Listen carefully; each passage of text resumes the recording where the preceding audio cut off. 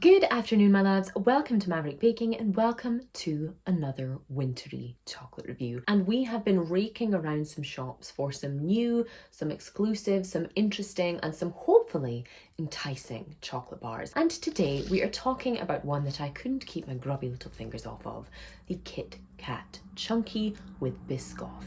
I am a lover of all things KitKat Chunky. I think it is the elite and only acceptable form of a KitKat personally. The small one is just too biscuity. The Chunky is the only one, personally speaking, that has the right balance of chocolate with wafer, everything all mixed together. And to include some Lotus Biscoff in there, which has long been a weakness of mine and just about every person in Northern Europe, I understand this on an emotional level. Hopefully it's going to be good. Now I picked this up it was either the local B&M or Home Bargains store, very affordable as always, and those places always have a good little stash of chocolate you can't really find in other kind of supermarkets and things.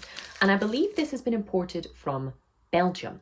All of the kind of information on the back is written for Belgian and or Portuguese audience, which I thought were two slightly distinct places, but let me know. If you're in either of those places, let me know if you've seen this before.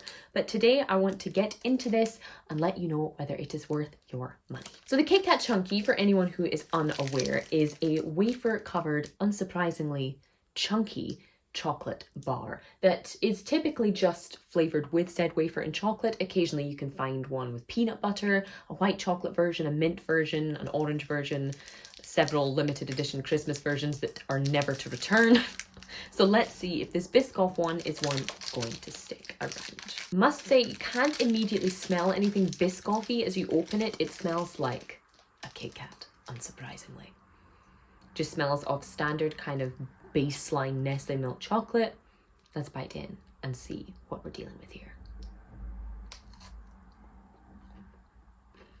While its scent is concealed, its flavour is not. Biting in, there is an immediate, soft, thick, gooey Biscoff spread, taste and texture immediately. Let me see if I can give you guys a close-up. If the light will cooperate with me, you should be able to see those layers of wafer and a thick kind of layer of that Biscoff spread on top.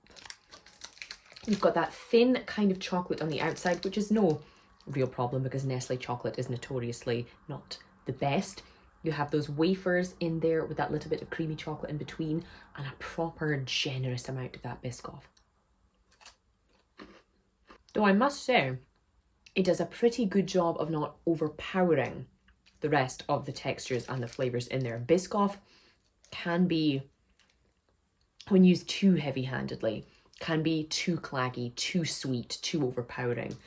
But the thickness of the chocolate and the balance with the wafer kind of makes it all nice and even, hanging out very well together. The texture in there isn't too kind of roof-stickingly claggy and thick either. The wafer offers a nice little balance between that.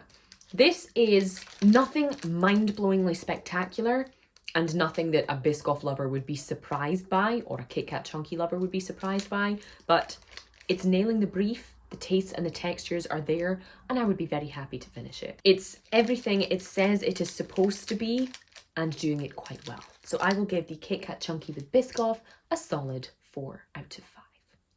If you guys have tasted this bar for yourself, do let me know in the comments. Is this something that's been around a while and me and my European travels just have not come across it yet? Or is this something that you think needs to sink back into the limited edition shelf, never to be seen again? Do let me know your thoughts. But in the meantime, that is all I have time for today, guys. Thank you so much as always for watching, and I will see you for the next one. My loves, I have been baking brownies for years now, and let me tell you, I've had my fair share of dreamy outcomes and absolutely disastrous outcomes too. But that is exactly why I'm here to share with you today the brand new Maverick Baking Ultimate Guide to Brownies. Whether you like them cakey, fudgy, or a gooey mess, every tip and trick is in this guide. Check it out.